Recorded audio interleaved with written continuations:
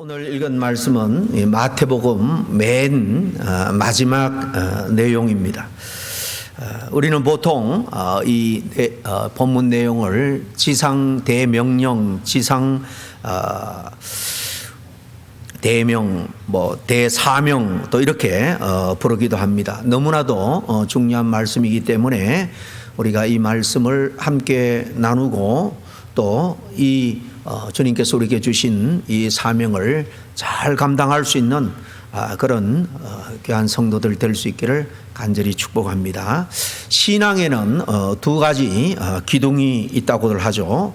하나는 The Great Commandment, 바로 대계명입니다. 그리고 두 번째가 바로 오늘 The Great Commission, 지상대명, 지상대사명, 대명령 이렇게 붙이는 이 커미션입니다. 이 두 가지를 우리가 균형 있게 그렇게 잘 생각하면서 실현해 나갈 때에 주님의 온전한 자녀가 되고 또 일꾼으로 쓰임 받을 수 있는 것입니다.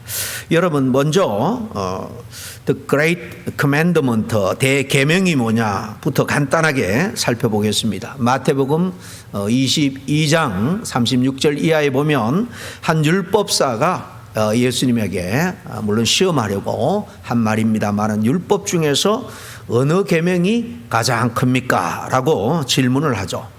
그때 하신 대답이 바로 이 대계명입니다. 요약하면 하나님을 사랑하는 것, 이웃을 사랑하는 것, 이 두 가지죠. 우리 37절부터 40절까지 말씀 조금 길지만은 함께 한번 읽어보겠습니다. 시작.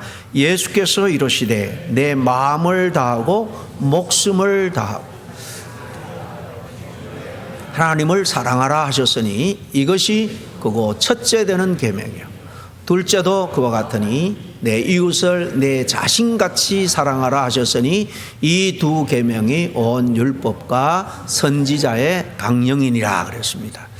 여기 이 두 가지 계명이 온 율법과 선지자의 강령이다 그럴 때 여기서 율법과 선지자는 예수님 당시에 유대인들은 이 구약 성경 전체를 우리가 앞에 5권을 율법서라고 하죠. 그리고 뒤에 나오는 역사서, 선지서를 다 선지자의 글이다, 그렇게 이해를 했습니다. 그러니까 구약 전체를 읽을 때 바로 율법과 선지자다. 이 강령이라는 것은 그 전체를 요약하고 핵심을 꿰뚫는 핵심적인 줄기, 가장 중요한 원리라는 말입니다. 즉 모든 다른 계명과 가르침들이 바로 여기에서 비롯되고 또 여기로부터 귀결되는 그런 근본 주님의 명령이다라는 의미입니다. 우리 주님께서 우리들에게 주셨던 이 대계명 그리고 지상 대사명, 이 결국은 교회 존재의 목적이 되고 본질이기 때문에 우리 성도들은 이 대계명과 지상 대명, 이 대명령을 균형을 잡고 잘 지켜 나가야 됩니다. 그래서 누군가 말하기를 The Great Commandment, 이 대계명과 The Great Commission, 지상 대명에 대한 Great Commitment, 위대한 헌신은 Great Church, 위대한 교회를 만든다, 그렇게까지 이야기를 했습니다. 오늘 본문에 나오는 The Great Commission, 오늘 본문 지상 대명에 대해서 말씀하고 있는데요, 이 말씀을 함께 나누면서 사명을 잘 감당하는 우리 모두가 되기를 바랍니다. 부활하신 주님께서 성천하기 직전에 제자들에게 주신 말씀이 오늘 이 본문 말씀이죠. 이 말씀을 또 다르게 대위임령이다 라고 말하는 분도 있습니다. 주님이 성천하기 직전에 마지막으로 당신의 구원 사역을 제자들에게 위임해 주셨기 때문인 겁니다. 그리고 주님이 다시 이 땅에 오시리라 약속을 했는데 믿는 우리 모두는 주님이 약속대로 다시 오실 그날까지 이 위임의 명령, 주님께서 우리에게 위임해 주신 이 귀한 명령을 잘 수행해 나가야 될 줄로 믿습니다. 그러므로 오늘 본문 말씀은 우리에게 주어진 어떤 의미에서 최대의 미션이면서 또 우리 주님의 준엄한 명령이기도 합니다. 우리의 또 사명이기도 하죠. 이 명령 사명을 반드시 지켜야 되는 이유가 어디 있느냐? 이유가 뭐냐? 한 두 가지만 간단하게 생각해 보기를 원합니다. 첫째는 말씀드린 것처럼 오늘 주어진 이 말씀은 주님께서 이 땅에 사명을 마치고 떠나기 전에 최종적으로 마지막으로 우리에게 주신 말씀이기 때문에 그렇습니다. 본문 마태복음 이 앞부분에도 보면 주옥 같은 주님의 말씀들이 쭉 기록되어 있습니다. 그러나 오늘 이 말씀은 마지막 말씀, 그러니까 유언과 같은 말씀이기 때문에 더더욱 우리는 놓쳐서는 안 되고 소중하게 붙들고 순종해야 된다 하는 것입니다. 둘째는 하늘과 땅의 모든 권세를 가지신 분의 명령이기 때문에 그렇습니다. 여러분 오늘 18절 말씀에 예수께서 나와 말씀하여 이르시되 하늘과 땅의 모든 권세를 내게 주셨느니라 그랬죠. 주님은 하나님으로부터 천상천하의 모든 권세를 다 받은 분이에요. 지상대명 이 대사명을 우리에게 주실 때에 이 권세를 하나님으로부터 위임받고 그 권세를 가지고 우리에게 또 위임하고 있는 것입니다. 교회를 세우는 일, 저 영혼을 구원하고 하나님 나라를 위해서 우리가 섬기고 땅끝까지 선교하는 일, 이 모든 것, 그리고 영혼들을 하나님의 제자로 삼고 또 일꾼으로 양육하는 이 모든 교회의 일은 하나님의 사람의 머리에서 나온 고안한 그런 일이 아니라는 겁니다. 하나님께서 전지전능하신 하나님께서 그 모든 지혜와 권세를 부여해 주신 예수님이 직접 제자들에게 명령하신 거예요. 위임해 주신 것입니다. 여러분 얼마 전에 십자가에서 죽으셨던 분이 이제 하늘과 땅의 모든 권세를 가진 메시아로 등극을 하시고 그리고 제자들을 세상으로 보내면서 이 명령을 주신 거예요. 우리 어떤 명령을 수행할 때 그 명령을 주신 그 분이 어떤 분인가에 따라서 우리의 자세, 태도는 완전히 달라질 것입니다. 그 명령도 중요하지만 명령을 주신 분이 어떤 의미에서 더 중요하죠. 어떤 사람은 그 명령을 가볍게 여길 수도 있을 것이고 또 우리에게 명령하신 분이 이렇게 천상천하의 모든 권세를 가진 분이다 할 때에 감히 그 명령을 누가 소홀하게 할 수 있겠습니까? 그런데 우리가 살아가는 이 세상은 복음을 그대로 환영하는, 그리고 또 그 복음을 받아들이는 문화가 아닙니다. 때문에 복음을 우리가 전하는 것은 상당히 장벽을 만난 것처럼 어려움을 만납니다. 위험할 때도 있습니다. 복음을 전하다가 어려움을 당할 수도 있고, 더 나아가서 오늘날 모슬렘 국가 같은 곳에서는 그야말로 생존의 위협을 당할 수도 있습니다.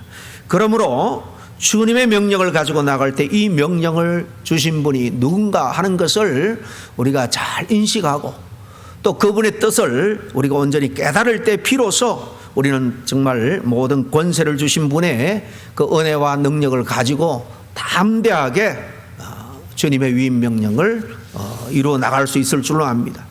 예수님은 제자들을 보실 때 양들을 이리 가운데 보낸 것 같다라고 말씀을 하신 적도 있습니다. 그처럼 우리가 살아가는 이 세상은 이리가 덕실되는 세상이라는 겁니다. 주님의 자녀들은 순한 양 같기 때문에 한순간에 이 세상에서 넘어지고 시련을 겪고 심지어는 실족할 수도 있다는 이런 위험한 환경에 우리가 살아가고 있다는 것을 말씀합니다.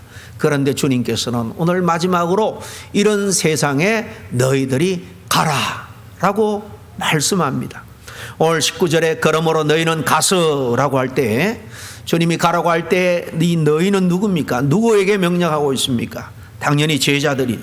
1차적으로 지금 주님 앞에 남은 가룟 유다는 스스로 목숨을 끊었고 남은 11제자입니다. 아직까지 마띠아 다른 제자가 채워지기 전이었으니까요. 주님은 이렇게 아무에게나 명령을 주신 것이 아니에요.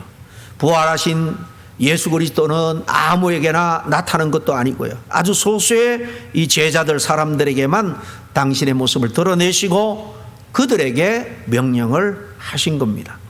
주님은 진리를 모르는 사람들에게 다 알게 하지는 않으셨습니다. 모든 사람이 진리를 다 받는 것은 아니기 때문이에요. 그래서 주님은 심지어 진주를 돼지에게 던지지 말라라고까지 하셨습니다. 진리를 진리로 깨닫고 받아들일 줄 아는 사람에게만 당신을 드러내신 것처럼 부활하신 예수 그리스도가 모든 사람에게 당신의 모습을 그렇게 드러낸 것이 아니라 이렇게 아주 소수의 사람들에게, 주님의 일꾼들에게만 부활하신 당신의 모습을 드러내시고 그들에게 말합니다. 부활의 정인이 되라는 거예요.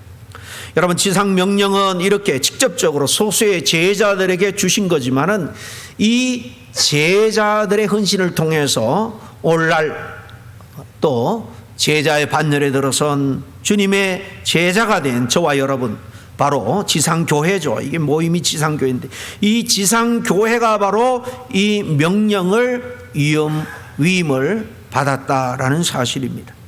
구원받을 대상들이 우리 주변에 찾아보면 아직 여전히 많이 있습니다.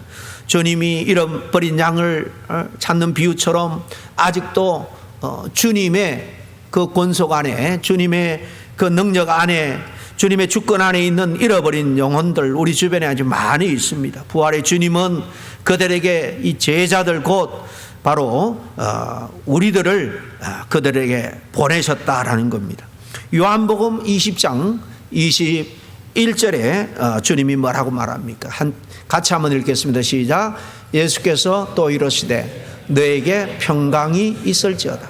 아버지께서 나를 보내신 것 같이 나도 너희를 보내노라. 그렇게 말씀하죠. 이 말씀은 부활하신 예수 그리스도가 제자들에게 해주신 말씀이에요. 그리고 또 사도 바울은 성령에 충만해서 계시를 받고는 너희들이 제자가 되었으면 또 다른 제자들을 우리가 낳아야 된다라고 말씀합니다. 아버지께서 나를 보내신 것처럼 나도 너희를 보낸다라고 말하는 거 있는 거죠. 하나님의 아들 선교사로 이 세상에 보내실 때에 예수님이 그 명령에 순종하고 이 세상에 오신 것처럼 주님도 우리를 세상 가운데 선교사로 보내서 구원의 복음을 전하라라고 말씀하고 있는 겁니다. 복음을 전하여 영혼을 구원하는 일이 선교사의 주된 사명이라면 우리 모두는 이 선교사의 사명, 평신도로서 평신도 선교사로서의 사명을 다 갖고 살아가는 사람이에요. 그래서 신약의 교회를 가르쳐서 부활을 믿기 때문에 부활의 공동체다 이렇게 정의하지만 동시에 이 신약의 교회는 정인의 공동체라고도 불려지는 것입니다. 주님의 부활을 목격한 사람이라면 예 없이 그 부활을 전하는 그런 사람들이 되어야 됩니다. 우리는 예수 그리스도의 부활을 직접 사실 목격하지 않았죠. 그러나 성령이 우리 가운데 임하면은 눈으로 직접 목격한 사람보다도 더 강력한 확신으로 주님의 부활에 대해서 확신을 가지고 우리 모두가 다 정인이 될 수가 있다는 거예요. 이게 바로 사도행전 1장 8절의 말씀이잖아요. 같이 한번 읽어보겠습니다. 시작. 오직 성령이 너에게 임하시면 너희가 권능을 받고 예루살렘과 온 유대와 사마리아와 땅끝까지 이르러 내 정인이 되리라 그랬습니다. 누가 정인이 된다고요? 성령이 임하는 사람에게. 여러분, 예수 믿는 사람에게는 다 성령이 임함으로 예수를 구주로 믿고 하나님의 자녀가 되었다라고 성경은 우리에게 말씀하고 있습니다. 성령은 바람과 같기 때문에 우리가 예수 그리스도를 구주라고 고백하는 것, 그분의 이름으로 기도하고 또 그분을 보내시고 그분을 통해서 구원을 베풀어 주신 하나님께 우리가 예배를 드리고 찬양하는 것, 이것은 바로 우리가 성령 받았다라는, 성령이 우리 안에 역사하고 있다는 증거인 줄 여러분 믿으시기를 바랍니다. 그냥 기본적인 성령의 역사에만 순종하고 정말 일꾼이 되라, 정인이 되라, 이런 주님의 명령 또 성령의 감동을 통해서 우리에게 감동을 주실 때 사실 우리는 얼마나 많이 거기에 저항하고 반대하고 또 내 자아대로, 내 안에 있는 욕심대로 그렇게 살아갈 때가 얼마나 많은지 모릅니다. 어쨌든 정인이라는 것은 성령이 임할 때 정인의 사명을 감당할 수 있다는 것입니다. 우리 안에 있는 성령의 음성에 민감할 수 있기를 바랍니다. 성령이 역사할 때에 순종할 수 있기를 바랍니다. 오늘 본문 17절에 보면은 주님의 부활에 대해서 반응하는 두 부류의 사람이 나오죠. 부활하신 예수를 뵙고는 경배하는 사람이 있었는가 하면 여전히 의심하는 그런 사람이 있었다라고 합니다. 이렇게 주님의 부활을 의심하고 확신이 없는 사람은 부활의 증인이 결코 될 수가 없습니다. 기가 막힌 이 소식을 알고 있음에도 의심하고 있는 사람들이 있는가 하면 부활을 목격하고 또 성령의 권능을 통해서 가슴에 불이 붙어서 생명 내놓고 복음의 정인의 삶을 산 사람들이 초대교회에 많이 있었죠. 그러므로 신약의 교회는 주님으로부터 가라는 명령을 받은 선교 공동체인 겁니다. 여러분, 구약을 좀 읽다 보면 반복적으로 나오는 주님의 명령이 있습니다. 그게 뭔가 하면 내게 오라는 거예요. 끊임없이 이 말들이 나오는 것을 봅니다. 하나님께로 오라, 하나님께로 돌아오라, 가까이 오라, 회개하고 돌이키고 돌아오라, 이런 말씀이 많이 있죠. 반면에 신약을 세밀하게 읽어보면 오라는 말씀보다는 이제는 가라라는 말씀이 반복해서 등장하는 것을 발견할 수 있습니다. 그러니까 신약의 교회는 가라라는 말로 정의를 할 수 있다는 것입니다. 우리는 가라라는 명령을 받았기 때문에 오늘 이 신약 교회, 우리 모든 성도들이 신약의 교회죠. 그 복음을 들고 구체적으로 영혼을 찾아가는, 행동하는 그런 공동체가 되어야 할 줄로 압니다. 오늘날 선교학에서 제일 이슈가 되는 화제는 뭔가 하면 필요 중심적인 그런 선교를 전도를 해야 된다라는 것입니다.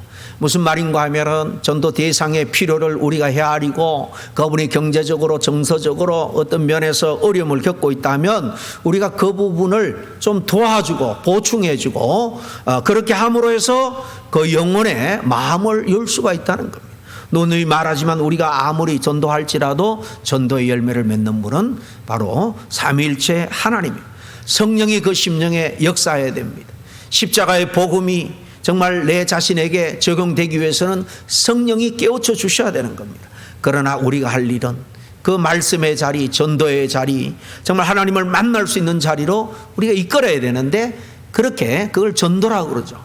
그렇게 하기 위해서는 그 사람의 필요가 뭔지를 늘 살피고 그 필요를 어느 정도 충족시켜 줄 때에 주님께로 인도할 수 있다는 것입니다.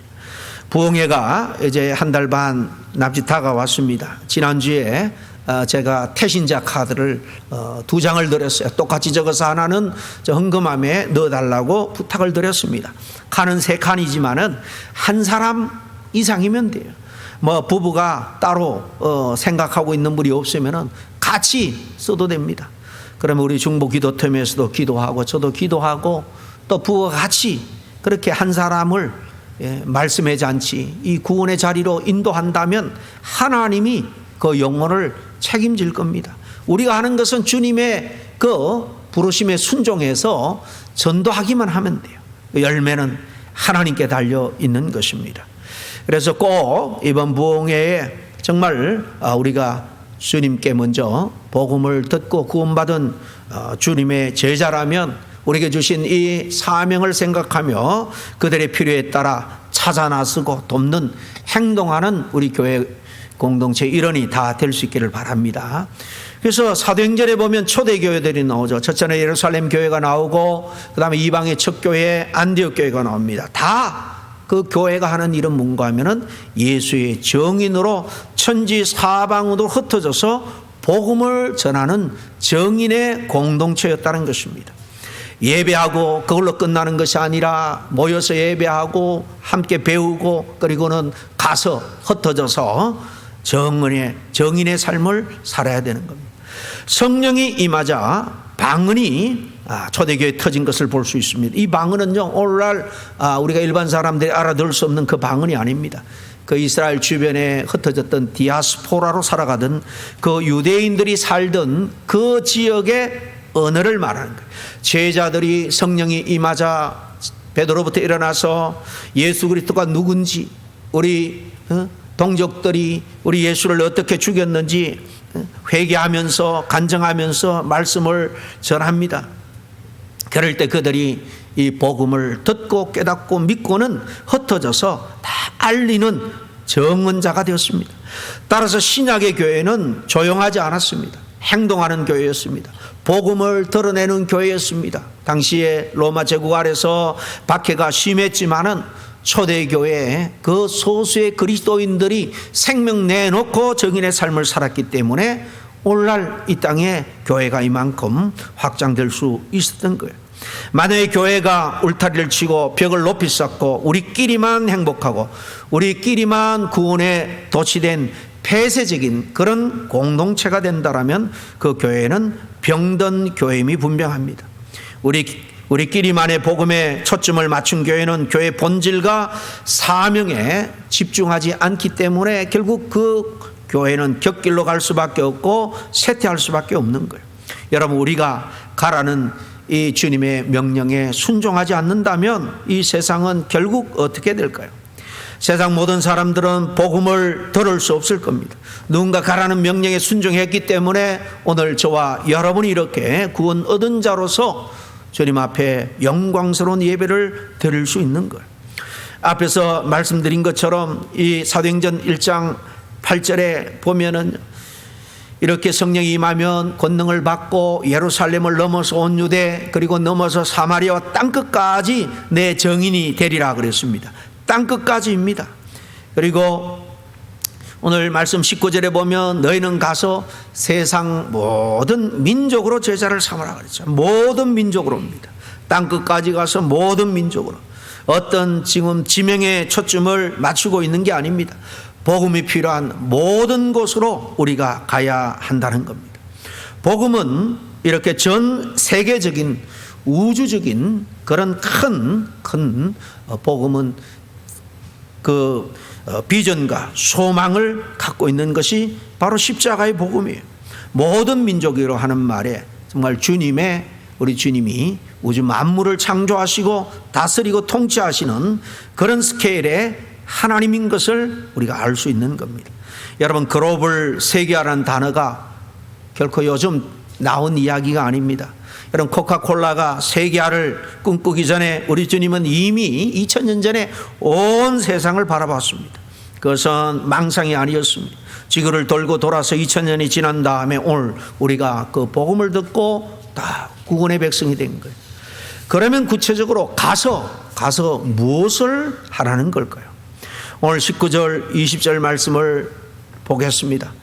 모든 민족을 제자로 삼아서 아버지와 우리 같이 읽을까요? 시작. 모든 민족을 제자로 삼아 아버지와 아들과 성령의 이름으로 세례를 베풀고 내가 너에게 분부한 모든 것을 가르쳐 지키게 하라 그랬습니다. 여기 보면 우리의 제자가 아니라 누구의 제자로요? 바로 예수님의 제자가 되게 하라는 겁니다. 이런 것 주님의 뜻, 주님의 사상과 정신을 따라가는 주님의 제자가 되도록 우리는 해야 한다는 거예요. 제자는 그냥 태어나는 것이 아니라고 하죠. 제자는 우리가 주님께로 인도하고 말씀으로 양육하고 훈련을 통해서 주님의 뜻과 정신과 사상으로 훈련시킬 수가 있는 겁니다. 주님의 마음을 품고 살아가는 제자로 만들 수 있는 거예요. 그리고 또 여기 보면 세례를 베풀라 그랬습니다. 세례를 베풀고, 세례를 베풀라는 것은 한 사람이 예수님을 개인의 구주로 영접하고 또 제사함의 확신을 갖기 위해서 도와주는 거죠. 주님과 연합된 삶을 살도록 도와주는 것이 바로 세례입니다.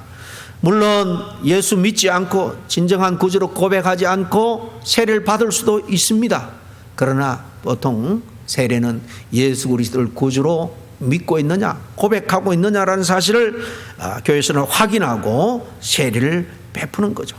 세례를 통해서 놀랍게도 성령이 역사할 수도 있고요. 세례를 통해서 희미했던 그 신앙이 분명해질 수도 있습니다. 어쨌든 그렇게 구원의 확신을 갖고 이제 주님의 제자로서 주님과 함께 연합된 삶을 살도록 도와주는 겁니다. 그리고 세례는 하나님 백성이 되고 교회의 한 동력자가 되었다라는 선포이기도 하고요. 그렇게 함으로 교회는 점점 세워져 가는 것입니다. 그게 끝이 아니죠. 오늘 보니까 주님이 분부하신 모든 것을 가르쳐 지키게 하라 그랬습니다. 이것은 주님의 제자를 삼아서 구체적으로 우리가 해야 될 일을 보충적으로 그렇게 하신 말씀이에요. 제자 훈련은 먼저는 말씀을 가르쳐서 주님의 정신, 주님의 사상, 주님의 마음을 갖도록 하는 것입니다. 그렇게 할 때 죄악으로 가득한 땅은 새로운 소망 가운데 깨어나고 회복될 수 있는 거예요. 역사적으로 보면 미지의 땅에 복음이 들어간 곳에서는 사람들의 의식이 깨어나게 되었습니다. 그래서 하나같이 삶이 개선되고 번영의 역사를 경험한 것을 잘 볼 수 있습니다. 멀리 우리가 찾아볼 것도 없습니다. 우리 조국이 복음이 들어오기 전까지만 해도 얼마나 미개하고 가난했습니까? 그게 불과 140~150년 전입니다. 초창기 선교사들이 조선 땅에 와서 살아가는 삶의 모습들을 이렇게 본국의 선교 보고로 보낸 글들이 많이 남아 있습니다. 여러분, 그 기록에 의하면 농사를 짓지 않는 이 겨울철, 이 특별히 11월, 12, 1, 2, 3월 초까지 이 농한기라고 그러죠. 농한기. 이때가 되면 남자들은 하나같이 술과 담배 쩔어 살고 도박을 하면서 다 무의도식했다라고 증언하고 있습니다. 그러나 그 어둠의 땅에 복음의 씨앗이 떨어지자 사람들의 의식이 깨어나기 시작했습니다. 마음에 믿음의 싹이 트니까 정말 5,000년간 가난했던 나라가 세상을 놀라게 할 만큼 무섭게 지금 번영의 가도를 달리고 있는 것을 우리는 직접 경험하고 있지 않습니까? 그 무엇보다도 여러분, 성경의 핵심되는 관점, 그 중심되는 가르침이 뭐냐 하면 하나님의 나라입니다. 하나님의 나라. 주님의 공생의 제1성도 하나님의 나라가, 천국이 가까웠다라고 말씀하시죠. 이 하나님의 나라 완성은 복음을 전가함으로 이루어지는 거예요. 아무리 이 땅이 좋아도요, 이 땅은 여전히 질병이 하나가 해결되면 또 그보다도 더 아주 우리 인간을 괴롭히는 질병이 나타날 겁니다. 아무리 정말 좋은 약이 나타나도 또 거기에 내성이 생기면 더 지독한 그런 병원균들이 계속해서 이 땅에 창궐 할 겁니다. 등등 고통과 절망과 탄신과, 그래서 한숨이 끊어지지 않는 것이 우리가 살아가는 이 세상입니다. 우리가 꿈꾸는 이 세상은요, 하나님의 나라, 하나님의 사랑과 하나님의 공의의 통치가 실현되는, 그분이 주인되는 그런 왕국입니다. 우리가 이 땅을 거절하지 않으면서도 주님이 꿈꾸는 그 세상에 참여하기 위해서는 복음을 전하는 일밖에 없습니다. 우리가 할 수 있는 것은 아니지만 우리가 복음을 열심으로 전할 때 주님께서 우리를 사용해서 이 땅에 하나님의 나라를 앞당길 겁니다. 그렇기 때문에 우리들은, 바로 성도들은 하나님 나라를 위해서 존재하고, 우리가 그 나라에 가까이 가기 전까지 계속해서 만족이 없는 이 세상 가운데 힘들고 어려울지라도 사명을 감당하는 거예요. 때를 얻든지 못 얻든지 복음을 전하는 것입니다. 그러므로 복음만이 유일한 희망이고 복음만이 모든 사람을 구원케 하시는 능력인 줄 믿습니다. 주님의 공의와 사랑의 통치 없이 이 땅에 유토피아가 이루어질 것이라고 세상의 많은 사람들은 기대했습니다. 1차 대전, 2차 대전이 일어나기 전까지만 해도 인간의 지혜와 과학기술의 발달로 장밋빛 같은 그런 미래가 우리에게 다가올 거다 꿈꾸었습니다.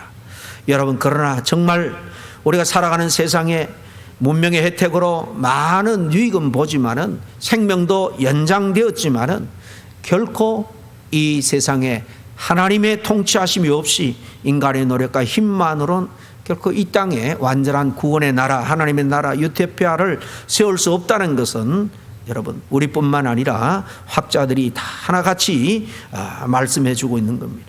그래서 예수님은 우리에게 가라고 말합니다. 모든 민족으로 가라는 거예요. 그들이 구원을 얻기까지. 이 위대한 사명을 오늘 우리에게 다시 말씀하고 있습니다. 여러분, 오늘 우리가 원하든 원하지 않든 간에 하나님의 나라는 점점 가까이 다가오고 있다는 사실을 여러분 믿기를 바랍니다.